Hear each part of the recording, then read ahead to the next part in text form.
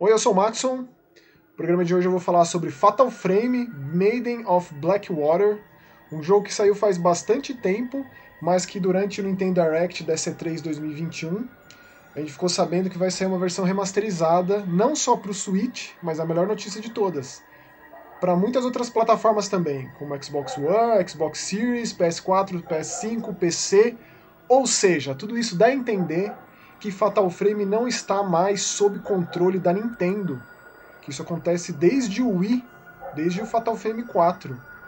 Bizarramente, essa série passou a ser da alçada da Nintendo, a Koei Tecmo passou a produzir Fatal Frame juntamente com a Nintendo e às vezes até com outras empresas, tipo a Grasshopper.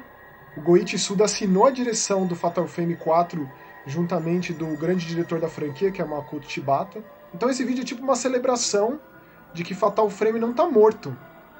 Né? A franquia completa 20 anos em 2021, em dezembro, farei um vídeo especial falando sobre todos os jogos, inclusive os spin-offs, o remake de Crimson Butterfly de Wii e o Spirit Camera de 3DS, que eu amo de paixão e tem bastante gente que sequer associa a Fatal Frame, mas é sim, faz parte. Esse jogo aqui, ele segue à risca o que foi apresentado nos outros 4 jogos grandes da franquia, em termos de como você combate os fantasmas, até a própria movimentação, exploração do jogo. Outras coisas legais é que o Maiden of Blackwater, eu não vou falar muito a fundo do roteiro do jogo, porque eu sei que muita gente não jogou, né? Ele como um jogo de Wii U, que foi lançado tardiamente, né? A versão japonesa saiu em 2014 e a versão em inglês saiu um ano depois. Então faz todo esse tempo que a gente não tem nada de Fatal Frame, nem notícia, nem nada, né? Então quando sair essa versão remasterizada, aí eu falo mais aprofundadamente sobre a história e tal. Mas é a primeira vez que a gente tem tantos protagonistas à nossa disposição. E esse jogo ele é uma continuação dos passados. Os Fatal Frames se conectam às vezes de uma maneira mais tímida, às vezes de maneira mais explícita, mas tem personagens aqui que conectam assim explicitamente esse jogo aos passados. Ou seja, se você tiver essa bagagem de Fatal Frame, especialmente ali da geração do Xbox, PlayStation 2, esse jogo vai surtir muito mais efeito. Então ele se passa numa floresta que é uma associação direta à floresta real de Aokigahara, que é aquela floresta conhecida no Japão pelos suicídios que lá se passam. Né? Só que aqui ela se chama Hikami Mountain. E aí uma das protagonistas, a Yuri, ela trabalha num antiquário. E ela tem uma capacidade mediúnica, né? Não só de se comunicar com o além, mas também de tocar objetos e saber quem tocou ali, qual o passado daquilo, onde ele esteve, quais conexões ele tem com outras pessoas, digamos assim. Então ela consegue enxergar coisas que pessoas normais não enxergam. A outra personagem, que eu prefiro não contar muito sobre, ela vai se interligar diretamente com a Yuri.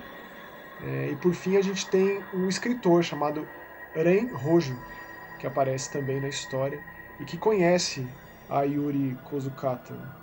Então são personagens com capacidades diferentes, capacidades próprias e motivações próprias do porquê que estão nesse lugar, né? qual a ligação com Hikami Mountain e também por que esse jogo tem esse nome. Né? Essa floresta que circunda essa montanha tem a sua dose de suicídios, de passados trágicos, rancor, sofrimento, tristeza, e os fantasmas que lá ficam presos. Né? É claro que a câmera obscura faz parte desse jogo, é o grande diferencial de Fatal Frame, como a gente confronta essas assombrações. E no Wii U era muito legal usar o gamepad como câmera, funcionava perfeitamente. O 3DS fez isso também. E é claro que eles vão adaptar para controles convencionais, como se fosse os jogos antigos. Uma outra personagem legal de citar, que aparece só depois que você termina o jogo, é a Ayane, da franquia Ninja Gaiden.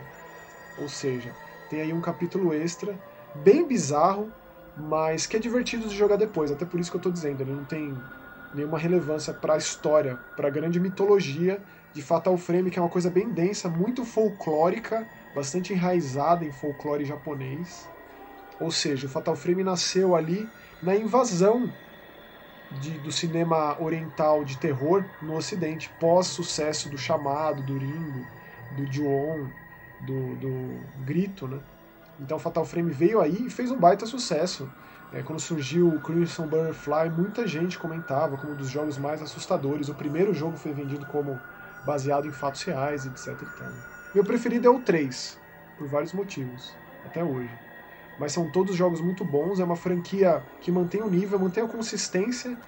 Tudo que foi criado lá no primeiro jogo de 2001 se mantém com mudanças aqui e ali. A forma como a gente confronta os fantasmas. Nesse Blackwater, uma coisa que eu gosto bastante é que a gente acaba aprendendo muito do passado dos fantasmas devido às capacidades mediúnicas da Yuri, que aconteceu com eles no passado, uma coisa bem trágica e tal. Então isso é muito legal desse jogo, uma das características desse jogo, além desse lance dos vários personagens, que quebra bem a história, é também um dos problemas esse lance do ritmo, né? Se você, claro, tem problemas com esse tipo de coisa. Eu curto a variedade nesse sentido, né? Me lembra meu jogo favorito, que tem tantos personagens para jogar, meu jogo de terror favorito, que é o Siren. Então é legal várias perspectivas de uma mesma realidade, digamos, de um mesmo cenário, de um mesmo lugar muito trágico. E qual que é o passado desse lugar, porque todos esses jogos, todos os Fatal Frame, é como se decisões, atos passados reverberassem até os dias de hoje e suas consequências nas pessoas contemporâneas que vivem essa era mais moderna. Então é muito interessante ver por esse lado também. Então isso aqui acaba sendo mais que uma forma de celebrar a franquia Fatal Frame, esse vídeo. A franquia está de volta. Claro que é muito triste pensar que a gente vai comemorar os 20 anos de Fatal Frame com um relançamento, mas é um jogo muito bom, que foi esquecido no Wii U, pouca gente jogou, e agora vai estar acessível para um monte de gente, um monte de fã, e uma nova geração também, né, de fãs de terror, de pessoas que cresceram jogando outras coisas. Mostrar a importância de Fatal Frame como conversa diretamente com o terror oriental, especialmente o cinema.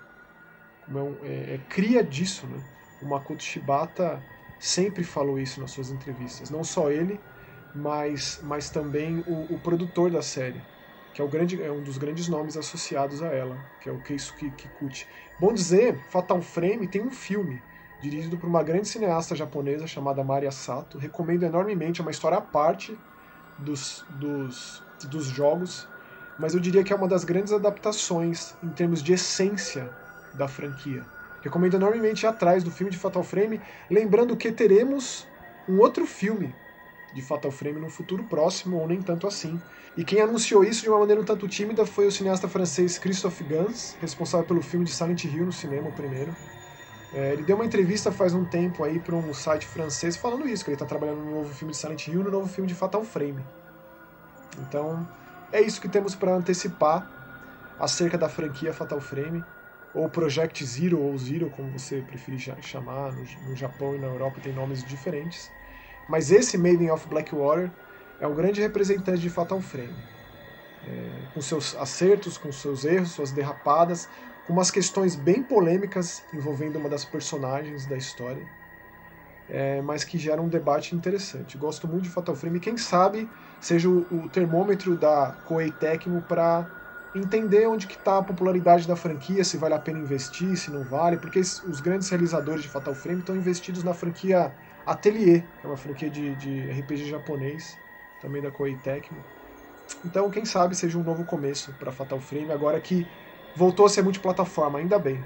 Deixou de ser um jogo exclusivo da Nintendo. Então é isso aí, vamos conversar sobre Fatal Frame, sobre essa franquia tão maravilhosa que está voltando. É isso aí, valeu, tchau!